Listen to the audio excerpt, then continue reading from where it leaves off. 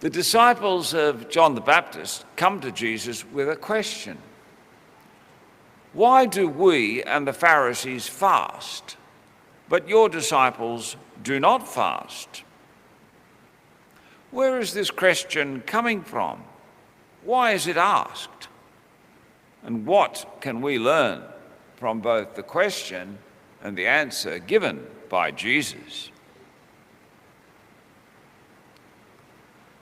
The complaint of the Baptist's disciples is this: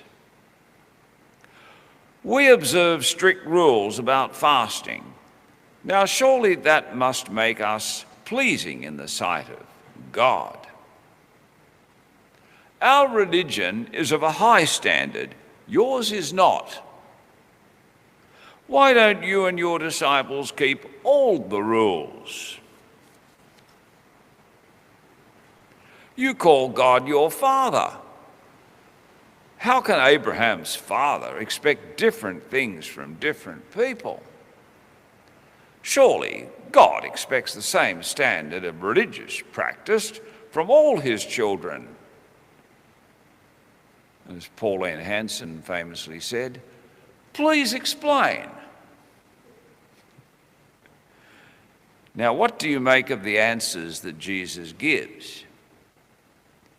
They're elusive. New wine, fresh skins, not fasting during the wedding feast. I'm the bridegroom, they're my attendants.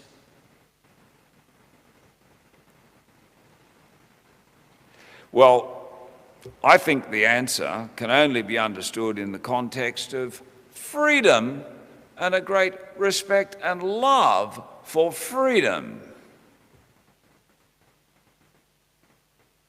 The Ten Commandments, clearly, are fundamental. They apply equally to everyone.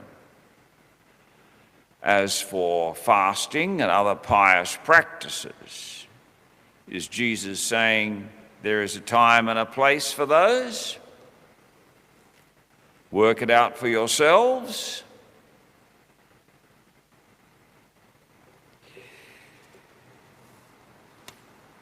Is that what Jesus is saying to us today?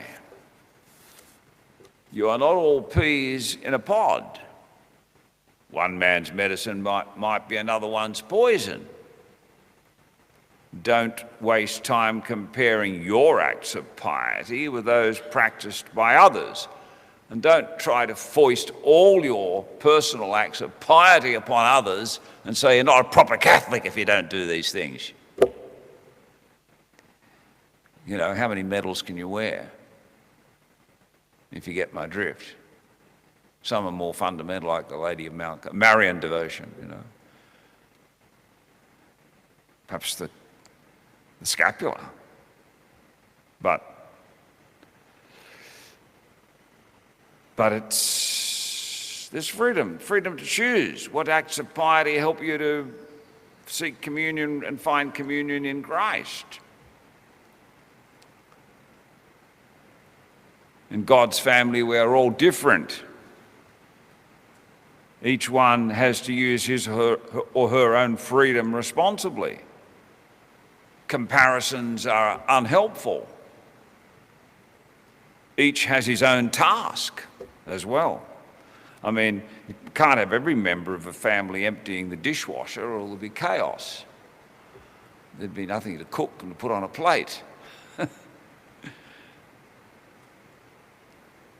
I mean, we're all called to become like Jesus, but not necessarily like those around us. That'd be a bit boring, actually. We are called to be saints, not clones. And another thing, what is good at one time in life is not good at another. When Teresa of Avila was just starting out on this spiritual journey to holiness, she was envious of another sister in the convent who could perform all these wonderful acts of penance. So she went to her spiritual director and said, I'd like to be able to do those things. And the spiritual director said, no, don't do that. Don't do that. He knew her better than she knew herself. And then so she went and complained to Jesus about it and said, I'd like to be as good as that nun. And then she heard this answer, your obedience is more pleasing to me than you trying to copy her.